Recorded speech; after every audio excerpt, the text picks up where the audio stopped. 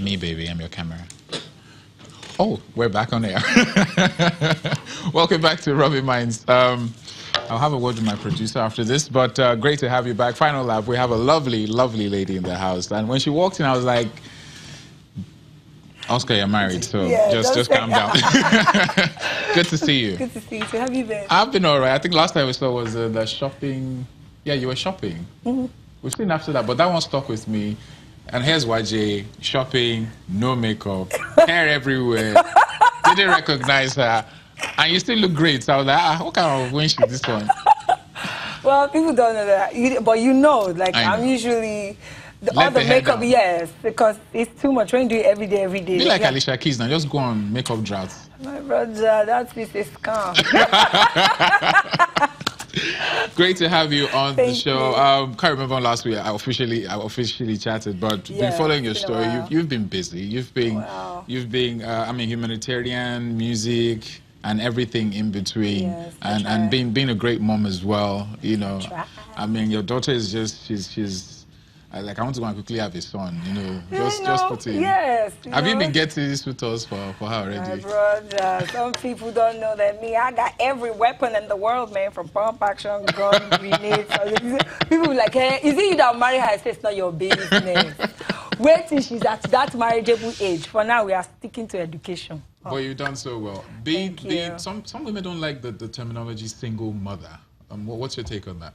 Well, you're a single mom, you're a single mom. It doesn't make you any less a mom, you know, and it doesn't mean there's something wrong with you. It just means that you're a mom and own it. So, and how have you owned this over the years? Has it affected you in any way in particular? Well, definitely. You know, you have to make certain choices. You know, like when you're dating, for example, it's not everybody that you bring to your house. So I don't even... You know, I don't do that at all, you know, until I know that it's a relationship that is worth introducing her to. But doesn't she ask you questions? She does. She knows mommy is hot now. No, so. She does. So, she was home this Christmas and she was like, Mommy, come, gist me now. What's going on in your life? I said, my dear, I'm your mother. Don't ask me any nonsense questions. But how do you draw that line? Because, I mean, you're a very modern mother. So yeah, your daughter is going to cross that line into womanhood fully. Mm-hmm. And how do you decide what to talk to her about, what not to talk to her about?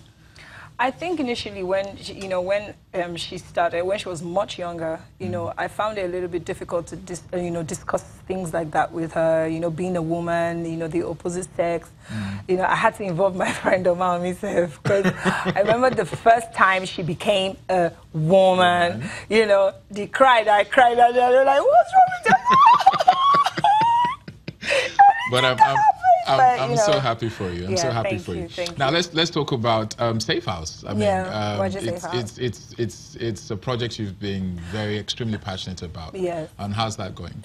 Well, it's been going well actually. The only thing about Safe House is that we didn't do much last year. The only thing we did was just working with 1.org, you know, but we really didn't work with any other NGO.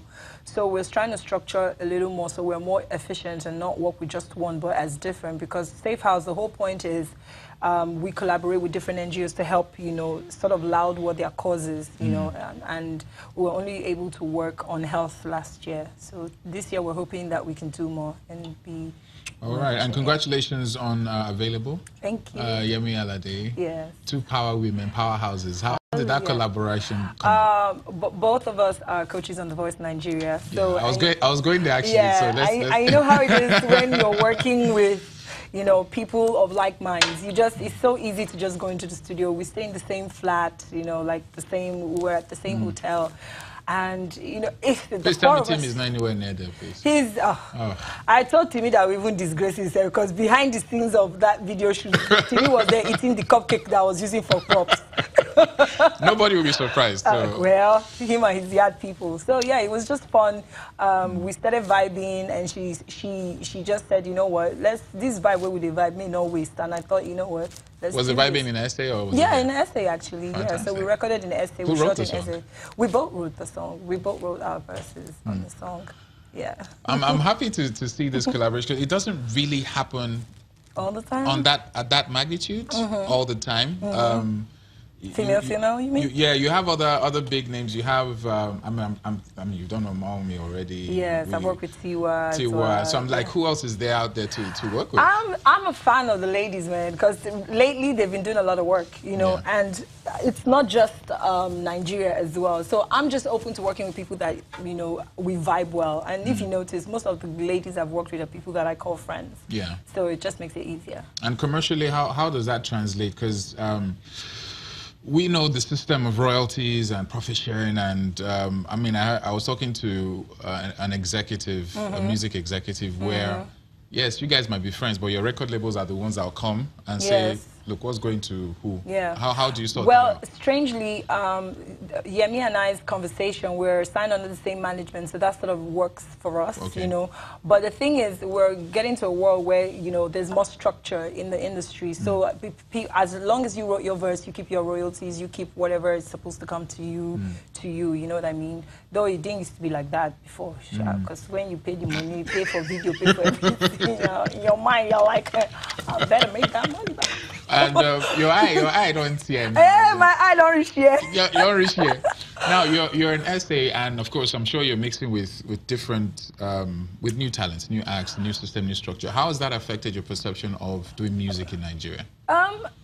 Well, how do I answer that? It's motivated me, you know, because I also understand that many times, not just essay, but when I perform abroad, it doesn't matter to me whether you know my song or not. It's just for me, it's that hunger which I had before I became Waje here. You know what I mean? So it's also making me want to put in more work and not take being Waje for granted, but actually doing the work. You know what I mean? So it's fun. The best part of, you know, working anywhere else outside Nigeria is you stand there and it's just your vocals and your craftsmanship that is there to entice people to say, oh my God, who is that? I want to know who that lady is. And that's what's been working for me so far. We'll be back to talk more with Waje and see how she's showing herself in the abroad. And also future plans. She talked about dating. And she quickly just ran through that. But we'll touch on that and we'll be back right here on Rubbin Mind. Stick around. Just